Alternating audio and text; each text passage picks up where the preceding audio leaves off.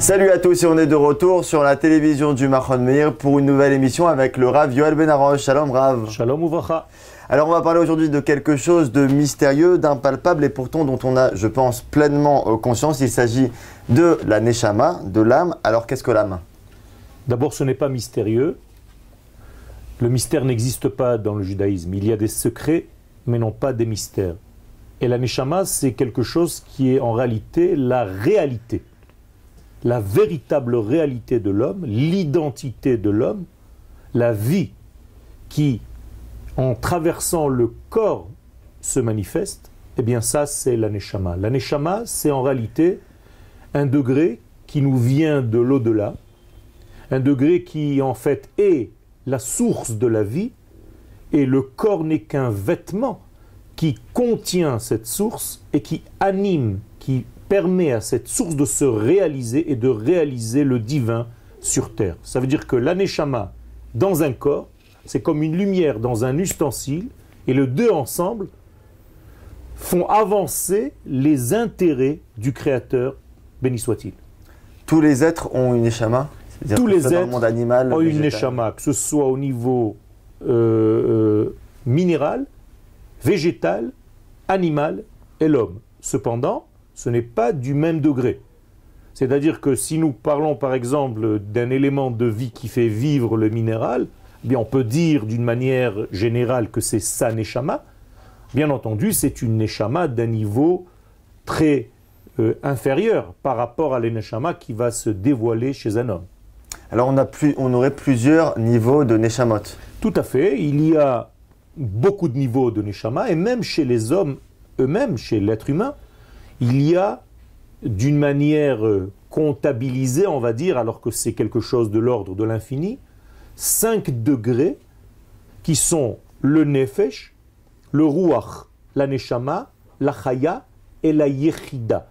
C'est-à-dire que je viens de nommer 5 degrés. Le premier degré de la Neshama s'habille dans le Kaved, dans le foie.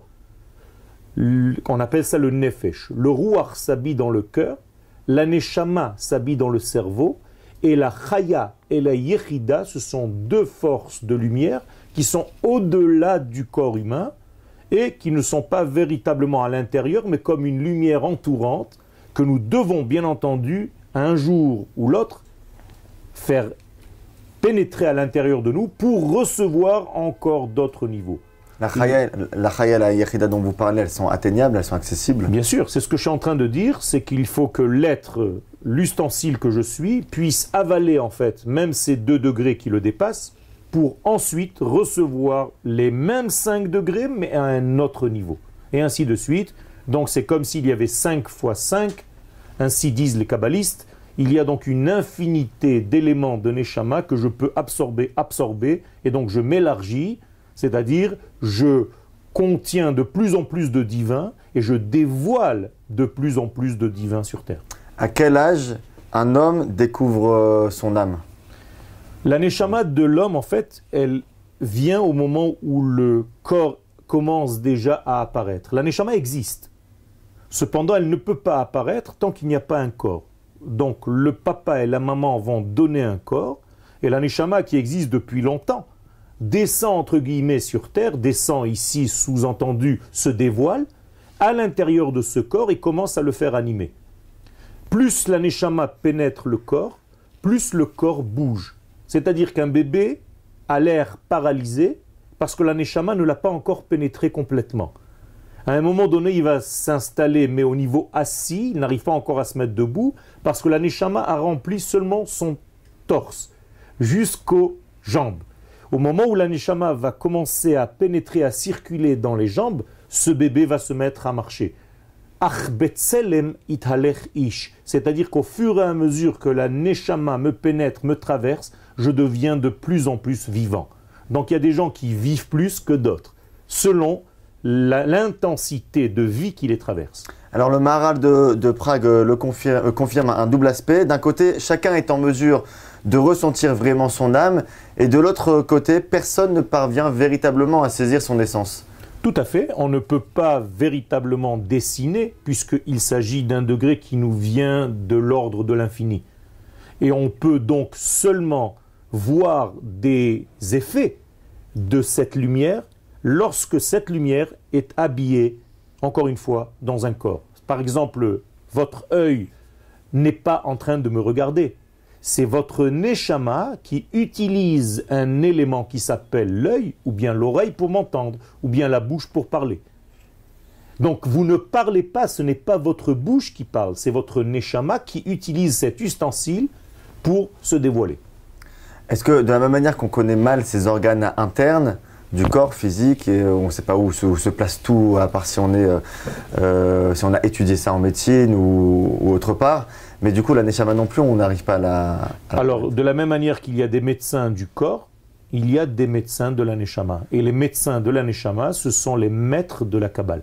C'est-à-dire que les maîtres de la Kabbale savent comment la neshama fonctionne, même si ils ne peuvent pas l'appréhender réellement comme on peut voir un élément physiologique, physique du corps humain.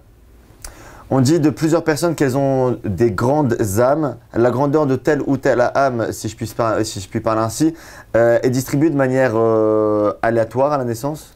Pas du tout. Il y a donc des éléments qui ont été créés. D'une manière générale, le premier homme contenait en lui 600 000 matrices d'âmes.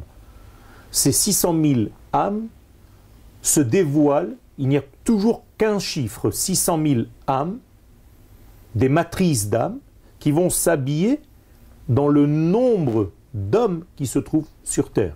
C'est-à-dire que par exemple, concernant Israël, il y a 600 000 neshamot.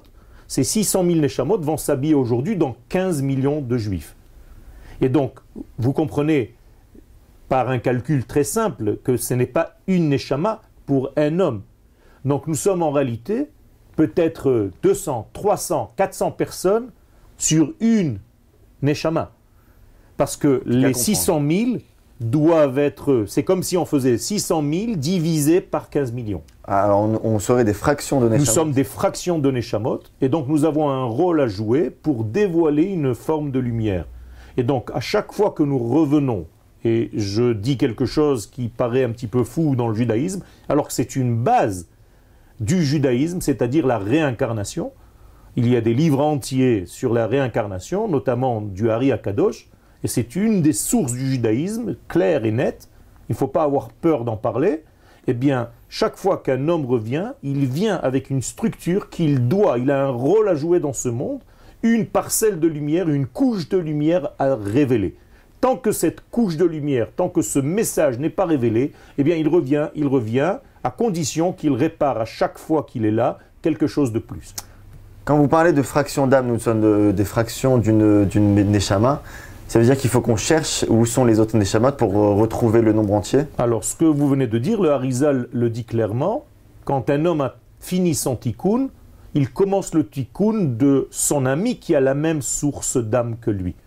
Donc il ne faut pas avoir peur, même si on a fini un travail que nous devions faire dans ce monde, eh bien je commence à faire le travail qui est incombé à mon ami, qui n'a pas peut-être encore réussi à faire, je l'aide à terminer. Comme 5 doigts qui forment une main. Donc chaque élément sait jouer son rôle à l'intérieur d'un seul degré complet. C'est très difficile de définir finalement son identité. Tout à fait, il faut avoir véritablement un maître tel que Rabbi Yitzhak Luria, alav shalom, qui savait dire à ses élèves de quel degré ils étaient, de quel degré ils venaient et à quel endroit dans le corps humain ils appartenaient. Une âme dépend peut-être grande, comme vous l'avez dit, mais tout dépend aussi du milieu social, de l'éducation finalement, qui peut étouffer la grandeur de l'âme. Alors, et inversement. On ne peut pas étouffer la grandeur de l'âme, on peut étouffer son dévoilement. C'est-à-dire que l'âme est là. L'âme, elle a la grandeur, la parcelle d'âme que j'ai reçue, elle a la grandeur que je dois dévoiler. Le seul problème, c'est dans mon choix de révéler cette âme ou de l'étouffer. Donc la plupart des gens ne jouent pas ce rôle, ne révèlent pas l'âme qu'ils ont, et donc ils sont à un degré qui est moindre d'intensité de vie, j'allais dire, de ce qui leur est donné au départ. Donc le choix n'est pas dans ce que j'ai, mais dans ce que je dévoile de ce que j'ai. Alors, si l'âme est pure de toute façon, qu'ai-je à craindre de ne pas faire, de faire des choses mal sur terre si au final, au moment où l'âme se sépare de mon corps, elle reste pure? Encore une fois, ce n'est pas pour la pureté de l'âme. L'âme, effectivement, Elohai, Neshama, Shenata, Tabi, Tehora. L'âme est pure. Tous les matins, tout le monde le dit. Même quelqu'un qui est mécréant. Il peut le dire et il ne ment pas. C'est vrai.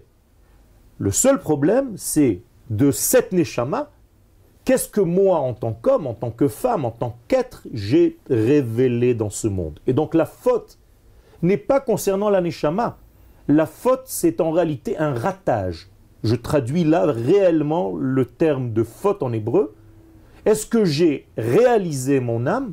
Est-ce que j'ai réalisé mon être? Ou est-ce que j'ai raté la réalisation?